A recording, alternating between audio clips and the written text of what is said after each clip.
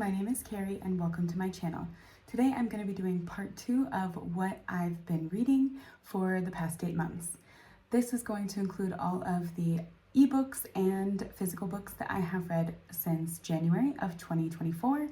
And while some of these are books that I own, I no longer have most of the physical copies because I have lent them out to friends. Some I have donated to little free libraries. So I will be inserting pictures as we work through these. So let's go ahead and get started. First off, I have Something More by Jackie Khalilieh. This is the story of a Palestinian-Canadian teenager who is about to start her first year of high school, but recently she has been diagnosed with autism and her family is still kind of struggling with how to process this diagnosis and what it really means for her. But she is determined that this is nothing different for her. She just now has a name for something she's experienced her whole life, and she's really excited to start at a new school, and her hopes for this first year of high school are to make new friends and also to maybe fall in love for the first time. Now, in the synopsis of this book, it's made very clear that there is a love triangle in this book. I think that the author actually does a good job of bringing a uniqueness to this story. Like, I think it actually made sense why this trope was used.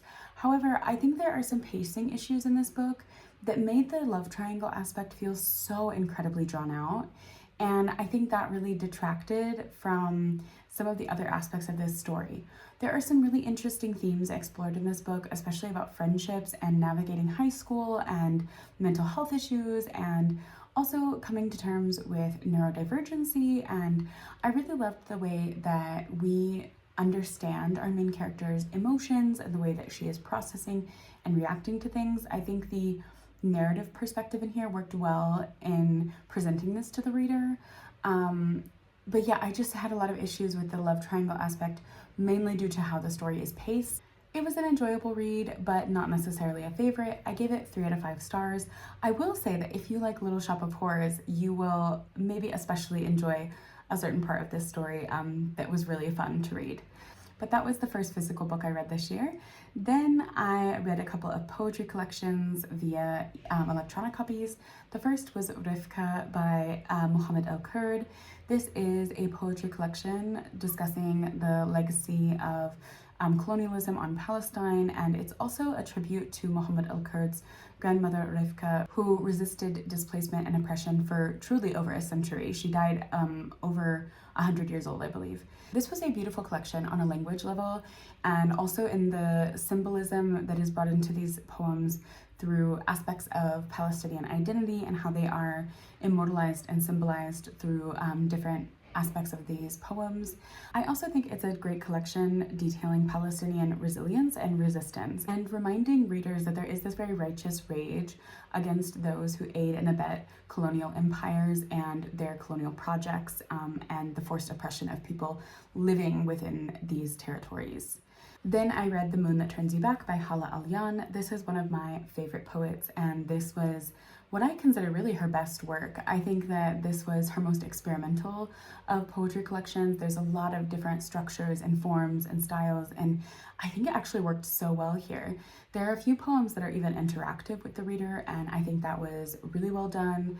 There is this overarching theme of disconnection, and this is explored through a lot of different variations in this collection, such as displacement of Palestinians, nostalgia, memory, and there's this reminder to the reader to reconnect with the world around you, to be aware of what is going on, to witness and to be a part of it and acknowledge it. And I found the series of poems that she does talking about like the disconnection between like literally watching what is happening to Palestinians on the news and on social media, and then having to go to work and having to, you know, get up every day, and you have this minor inconvenience and you're reminded, at least this isn't a bomb dropping on my home. At least I am not trying to find my family in rubble. And I think that it really encompasses these complicated feelings of every day feels like a new horror is coming. Every day feels like the next day in like the downfall of the world and the coming apocalypse. And Hala Alyan does an amazing job of reminding us that yes, this is the world that we live in,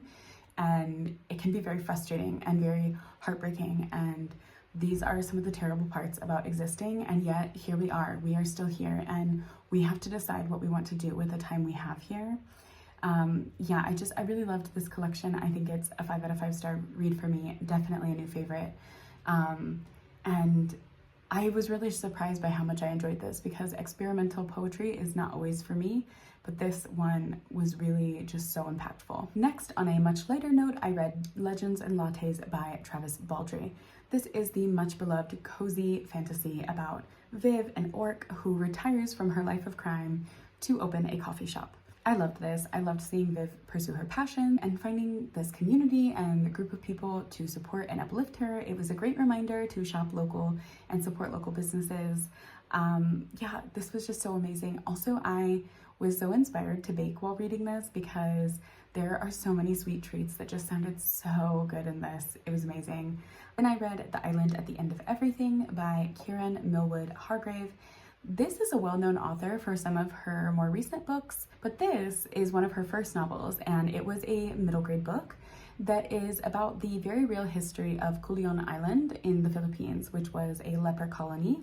And in the history of this island, in real life, they segregated this island and separated children from their families who were suffering from leprosy. We follow a young girl named Ami, who is one of the children separated from her mother, who suffers from leprosy, and it's about Ami's fight to get back to the island to find her mother. This was such a heartbreaking book. I cried so many times while reading this. Ami is one of those characters who you just want to wrap in a hug and protect her from all the evils of the world. And the writing in this was so beautiful. There is such a lyrical writing, and there's so much love and care given for these characters. But also there are such beautifully vivid descriptions of the world around them, and life and the different phases of life, and how we have to contemplate like so many different things that can happen to us and navigate both good and evil in everyday life. Yeah, I really enjoyed this one. My only issue with it was towards the end of the book. I felt that the narrative choice that was made didn't really make sense. I think it really detracted from the story. I didn't like how certain information is given to the reader in this part of the story. So yeah, that just wasn't really for me. I gave this one 4 out of 5 stars, but I still very highly recommend it. It especially does a great job of bringing such a complicated historical concept to younger readers in an accessible way that makes this context easy to understand without fully going into how dark some of the reality was. Yeah, I think this was definitely age appropriate and a really great read for a part of history that I don't think many people in the West would probably be aware of. And I read another middle grade. This one was Lights by Brenna Thummler. This is the conclusion to the Sheets graphic novel series. I really enjoyed this series. This last installment was no exception. I think this volume really showed how the author herself has matured and grown and been able to add more nuance to very serious topics through her characters. The characters felt more fully formed. The storylines felt better structured and again more nuanced. This volume follows some struggles with our 2 main female characters and their friendship, but also we finally get the history of Wendell the Ghost from book 1. I loved this. The art style was so beautiful. I think that there is also just such a great messaging in this one. Like, I think that all of her books have really good messaging, but this one really stood out to me even more so. I think just because there's such a growth and progression in this book that I really appreciated. But yes, I loved seeing this series develop over time, and I'm really sad to leave these characters behind, but I think that this is a really nice, bittersweet conclusion to their stories. I gave this one a 4 out of 5 stars, and thank you to the publisher for an advanced reader's copy of this. Next up was Every Drop is a Man's Nightmare by Kamalei Kakimoto. This is a horror short story collection inspired by Hawaiian mythology and culture, and also incorporating more like modern conversations about Hawaii and the exploitation of Hawaii and Hawaiians. I actually really enjoyed a lot of the stories in this until the endings. I found that in almost all of the stories, the endings were complicated. A lot of them were left in ambiguity that didn't really make sense. Some of them had these very bizarre endings that felt kind of contradictory to what we were building up to or the tension that was created. I just think the endings was the biggest problem of this collection, which is really unfortunate because for a short story collection, I think that the author had good pacing and really good writing, but just didn't know how to really end things. The writing in this was also an interesting blend. It was very flowery, very metaphorical. Sometimes I think this worked well depending on the story, but other times it made things very convoluted and I didn't fully understand why some of this language or like some of these metaphors were being used. It became confusing to follow. I just think I didn't really get on with the writing style in this. And also horror in general is very hit or miss for me. I think this was just not my cup of tea. I gave it 2 out of 5 stars. I think if you enjoy horror and especially like literary fiction horror, because this kind of blends the two, that this might be more up your alley. Next, I read The Soulmate Equation by Christina.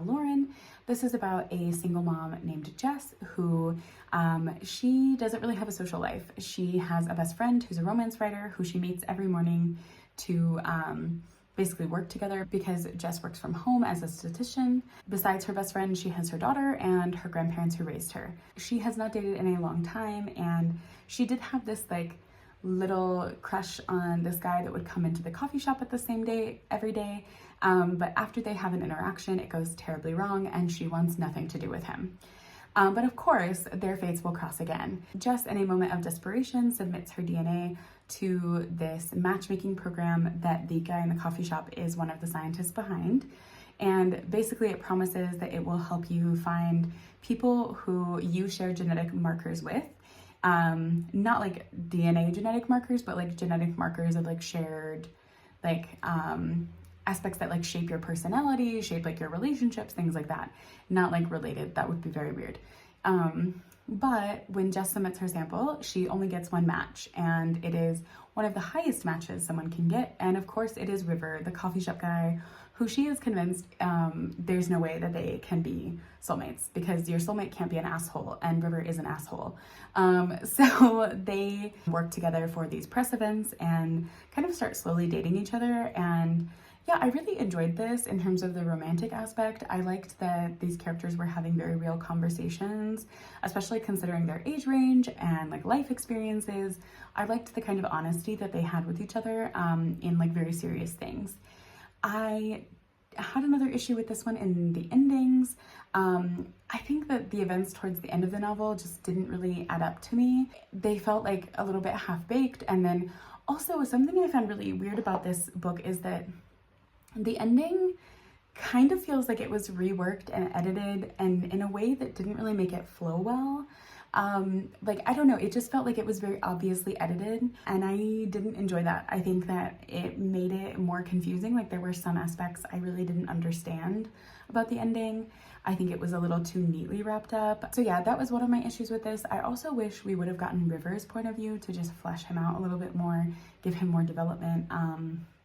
But yeah, it is what it is. I gave it 4 out of 5 stars. Next was a book that I really did not like, and that is Strange Weather in Tokyo by Hiromi Kawakami. This is translated from the Japanese by Allison Powell. This is the story of a woman in, I believe, her 30s or 40s who runs into her former teacher from high school, who I believe is in his 70s, at like a sake place. And they form this connection, eventually develops into something more. I did not like the fact that there was a romantic relationship in this. Yes, both of the main characters are adults, but the like relationship dynamics were a bit odd to me. Like the former teacher is constantly talking to her in like infantilizing language and acting like she has no understanding of the world. She can't survive without him. Like she's so dumb that she can't do anything without him. And I was really frustrated by that. I found like so many of the times the things that I guess you might say is like endearing in some relationships, here it just felt weird. It felt like a very odd power dynamic and I didn't really like it, especially knowing that he was her former teacher. It's very odd. And also being a teacher myself, I would never be comfortable with that kind of relationship. Like even with this big age gap that they're both adults, it's just odd. And yeah, I don't know. I wasn't a big fan of this. I thought there were some interesting aspects of this if like this story had just been platonic, I think it would have left more room to explore some of these themes of loneliness and the isolation of elderly people and the difficulty of making friends as an adult. Like, those could have been much more better explored and had more nuance, because here it all felt like it was leading up to a point of like just establishing a relationship. And I think that this would have been more impactful with a platonic relationship. So yeah, I did not really enjoy this. There's also like magical realism in this that didn't make sense and is never explained. So yeah, I gave it 2 out of 5 stars. Not for me. Finally, the last physical book that I read was Beautiful World, Where Are You by Sally Rooney. This is the story of 2 best friends. One, Alice, who is a very popular author who suffered a mental breakdown and moved to this seaside town after a stay in a mental hospital. And she begins to start dating and starts dating this guy named Felix, who he is a warehouse worker and like a local in this town, and they have like a very odd dynamic between them. And then the other friend is Eileen, who is a very underpaid editor at a literary magazine, who has a equally complicated relationship with a longtime friend of hers from childhood, who is also a mutual friend of Alice's. And this was such a difficult book to narrow my feelings down on. I really love Sally Rooney's writing. Like, on a linguistic sentence level, I love her writing. And I think that this book was no exception to that, in the fact that I was so shocked. This has epistolary elements, and I usually do not like books with that in it, but I loved it here. I loved the conversations that we get between Alice and Eileen in these letters. They have a lot of philosophical conversations about life and about friendship and motherhood and womanhood and this like never-ending cycle of existence that I thought were really well done and really reflective of like some of the themes that many people have been talking about in their real lives for the past few years. But my real frustrations in this book lay with the characters. I don't think that we really can build a connection with these characters. There is a distance between the characters and the reader, and I wanted more from them in this. I wanted to better understand their motivations, to better understand who they are as people, because while we get certain aspects of these things, there are a lot of things that were kept in the dark about intentionally that I didn't really understand the why of. I don't know why we couldn't know more information about some of the characters, especially about some of the background of Alice. Like, so much of her background is withheld from the reader, and I didn't like that. Also, I don't really understand Felix as a character. I did not like him throughout this book. He just felt like a plot device in a way that I was just like, okay, so that's his whole purpose in this story. I don't really care about him as a person. I don't think that he was a very dynamic, well-rounded character. He's just there and stirs the pot, and that was only entertaining for so long. This one was surprising in some ways, but yet still disappointing in others. I gave it 3 out of 5 stars, and it makes me a little bit nervous about her newest novel, because it sounds like it's actually very similar to this, just following 2 brothers, and so I'm not quite sure about that one. And so that concludes all of the books that I have read the last 8 months in physical or ebook form. I hope you enjoyed this video. If you have read any of these books, please let me know your thoughts down below in the comments. And thank you so much for watching. Happy reading. Bye.